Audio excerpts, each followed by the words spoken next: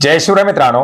मित्रांनो, शासनाच्या माध्यमातून जमिनीच्या मोजणीचे नवीन दर जाहीर करण्यात आलेले आहेत. तर नवीन नियमावली जाहीर करण्यात आलेली आहे. पोट हिश्श्याच्या मोजणीसाठी अवघ्या 200 रुपयात मोजणी करण्यासाठीचा नियम लागू करण्यात आलेला आहे आणि याच्या संदर्भातील एक महत्त्वाचं असं परिपत्रक महसूल विभागाच्या माध्यमातून काढण्यात आलेलं आहे. मित्रांनो, काय एकंदरीत परिपत्रक, कशा प्रकारे मोजणी केली जाणार आहे, कोणत्या मोजणीसाठी किती दर आकारले जाणार आहेत, याच्या संदर्भातील नवीन नियम काय, हे सर्व आजच्या व्हिडिओच्या माध्यमातून जाणून घेण्याचा प्रयत्न करणार आहोत.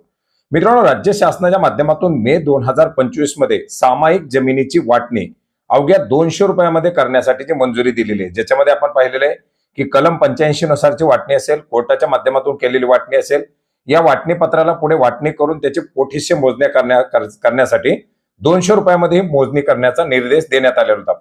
ई मोजणी 2.0च्या पोर्टलला तुम्हाला 200 रुपयामध्ये पोटहिस्स्याची मोजणी आणि त्याचे अर्ज देखील सुरू करण्यात आलेले आहेत.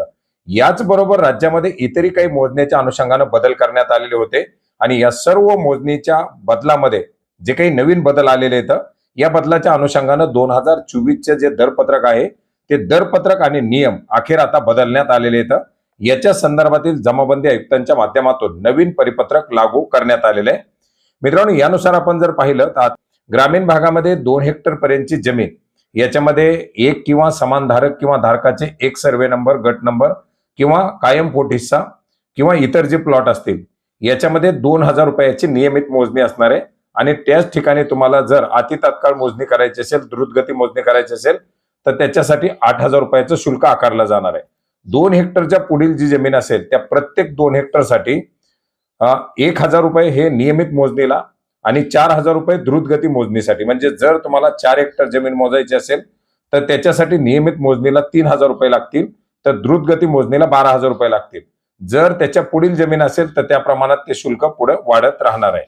याच्यानंतर कोर्ट वाटप, पोटहिस्सा मोजणी, एकत्र कुटुंब धारण, जमिनीचे नोंदणीकृत वाटणीपत्र, याच्या आधारे जे काही विभाजन झालेले कलम 85 नुसार वगैरे वगैरे, यानुसार पोटहिस्स्याची मोजणी ही केवळ 200 रुपयामध्ये केली जाणार आहे. सर्व पोटहिस्स्याची मोजणी एकाच वेळी करणं या ठिकाणी आवश्यक राहील. गटात जेवढे काही पोटहिस्से असतील तेवढे एकाच वेळी मोजावं लागतील आणि प्रति पोटहिस्सा 200 रुपये एवढं शुल्क आकारलं जाणार आहे. एखाद्या गटामध्ये जर 2 पोटहिस्से असतील तर 400 रुपये लागतील, 5 पोटहिस्से असतील 1000 रुपये लागतील, 8 पोटहिस्से असतील तर तुम्हाला 1600 रुपये लागतील. प्रति पोटहिस्सा 200 रुपयाचं शुल्क आकारलं जाणार आहे.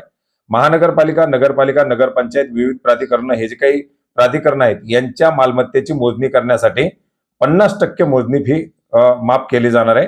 आणि ज्या काही शासकीय जमिनी असतील अशा शासकीय जमिनीला 75% मोजणी फी माफ केली जाणार आहे. याच्यानंतर महानगरपालिका, नगरपालिका क्षेत्रातील जी मोजणी असेल अशा मोजणीसाठी 2 हेक्टर पर्यंत 3000 रुपये नियमित मोजणी, तर द्रुतगती मोजणीसाठी 12000 रुपये 2 हेक्टर पर्यंत. त्याच्या वरच्या प्रत्येक मोजणीला 1500 रुपये नियमित मोजणीसाठी वाढ होणार आहे. अर्थात 2 हेक्टर पेक्षा जर मोजणी जास्त असेल, 3 हेक्टरची असेल, तर साधारणपणे 4500 रुपये म्हणजे 4500 रुपये हे नियमित मोजणीला, तर द्रुतगती मोजणीला 18000 रुपये एवढं शुल्क लागणार आहे.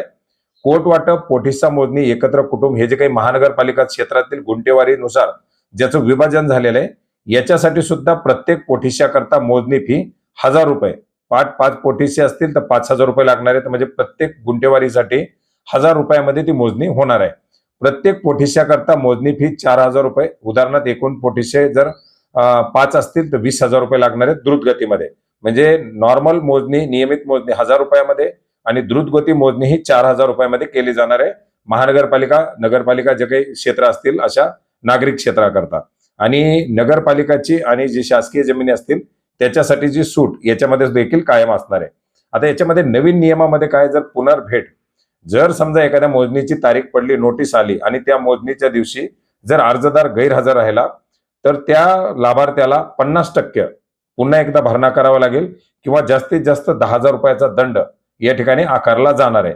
पण जर स्वतः भूमापकच जर त्या दिवशी गैरहजर राहिले काही कारणास्तव, तर मात्र कुठल्याही प्रकारचं शुल्क आकारलं जाणार नाही. ती नवीन तारीख देऊन मोजणी केली जाणार आहे. आता याच्यामध्ये जर समजा मोजणी केली आणि त्याच्यामध्ये जर पुन्हा निमताना मोजणी करायची, काही आक्षेप असतील, या कनिष्ठ भूमापकाच्या मोजणीवरती जर काही आक्षेप घेतलेले असतील आणि जर वरिष्ठ भूमापकाकडून मोजणी करायची असेल तर त्याच्यासाठी सुद्धा कमीत कमी 3 पट ते 5 पट एवढी फी त्या ठिकाणी आकारली जाणार आहे. जी मूळ फी आहे त्या मूळ फी मध्ये मोठ्या प्रमाणात वाढ केली जाणार आहे. याच्यामध्ये निमताना मोजणी असेल, सुपर निमताना मोजणी असेल, त्यानुसार 3 पट ते 5 पट दर या ठिकाणी आकारले जाणार आहेत. गुंठेवारीमध्ये महाराष्ट्र गुंठेवारीच्या अंतर्गत जे काही मोजणी प्रकरणं असतील याच्यामध्ये महानगरपालिका, नगरपालिका हद्दीबाहेरील भूखंडासाठी मोजणी फी 1.5 पट दराने आकारली जाणार आहे. आता मोजणीसाठीचा कालावधी देण्यात आलेला आहे. जी नियमित मोजणी असेल ती 3 महिने कालावधीमध्ये केली जाईल. म्हणजे 90 दिवसाचा कालावधी या मोजणीला दिलेल्या अर्ज केल्यापासून 90 दिवसाच्या आतमध्ये ती मोजणी करणं बंधनकारक राहील. तर द्रुतगती मोजणीसाठी जास्तीत जास्त 30 दिवसाचा कालावधी या ठिकाणी देण्यात आलेला आहे. 30 दिवसामध्ये ही मोजणी केली जाणार आहे. तर अशा प्रकारचे काही नवीन बदल करण्यात आलेले आहेत आणि महत्वाचे असे निर्णय घेण्यात आलेले आहेत, ज्याच्यामुळे आता पोटहिस्साच्या मोजणीसाठी एक मोठा दिलासा मिळणार आहे.